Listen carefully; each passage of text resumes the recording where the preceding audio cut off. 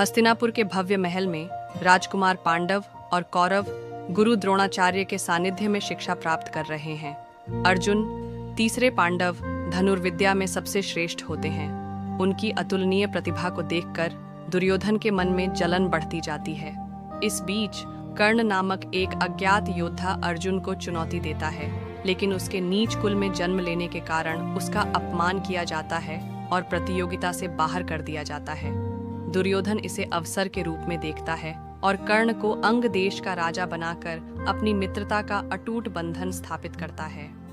जैसे जैसे प्रतिद्वंद्विता गहरी होती जाती है, भीष्म पितामह और अंधे राजा धृतराष्ट्र शांति बनाए रखने का प्रयास करते हैं, यह जाने बिना कि भाग्य पहले ही विनाश का मार्ग लिख चुका है। कौरवों के मामा शकुनी एक भयावह योजना बनाते हैं।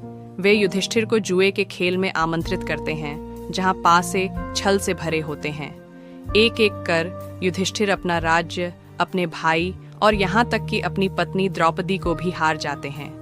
राजसभा में दुःशासन द्रौपदी का अपमान करता है और उसे भरी सभा में खींच कर लाता है। वह उसे अपमानित करने का प्रयास करता है, लेकिन द्रौपदी श्री कृष्ण को पुकारती हैं, जो चमत्कारिक रूप से उनकी लाज बचाते हैं। हालांकि अन्याय अपनी चरम सीमा पर पहुंच चुका होता है। पांडवों को 13 वर्षों के वनवास की सजा सुनाई जाती है। वे प्रतिज्ञा लेते हैं कि समय आने पर वे अपना राज्य पुनः प्राप्त करेंगे। वर्षों बाद पांडव लौटते हैं और अपना राज्य मांगते हैं, लेकिन दुर्योधन इनकार कर देता है। इससे महान कुरुक्षेत्र युद्ध की घोषणा होती है। युद्ध भूमि में दोनों सेनाएं आमने सामने खड़ी होती हैं, लेकिन जैसे ही अर्जुन अपने परिवार, गुरु और मित्रों को विरोधी पक्ष में देखता है, वह युद्ध करने से हिचकिचाने लगता है। तब भगवान कृष्ण उसे भगवद गीता का उपदेश देते हैं, जिसमें वे धर्म और जीवन की नश्वरता के बारे में बताते हैं।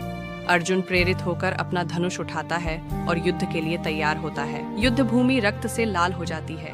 महान योद्धा भीष्म अर्जुन के बाणों से घायल होकर धराशायी हो जाते हैं, लेकिन पांडवों को आशीर्वाद देते हैं। द्रोणाचार्य छल पूर्वक मारे जाते हैं, जिससे उनका मनोबल टूट जाता है। कर्ण, अर्जुन का सबसे बड़ा प्रतिद्वंद्वी, अपने रथ के पहिए के कीचड़ में फंसने के कारण असहाय हो जाता है और अर्जुन के तीरों से मारा जाता है। अंतिम द्वंद्व युद्ध भीम और दुर्योधन के बीच होता है। श्री कृष्ण के मार्गदर्शन में भीम दुर्योधन की जंघा पर प्रहार करता है, जिससे वह धराशायी हो जाता है।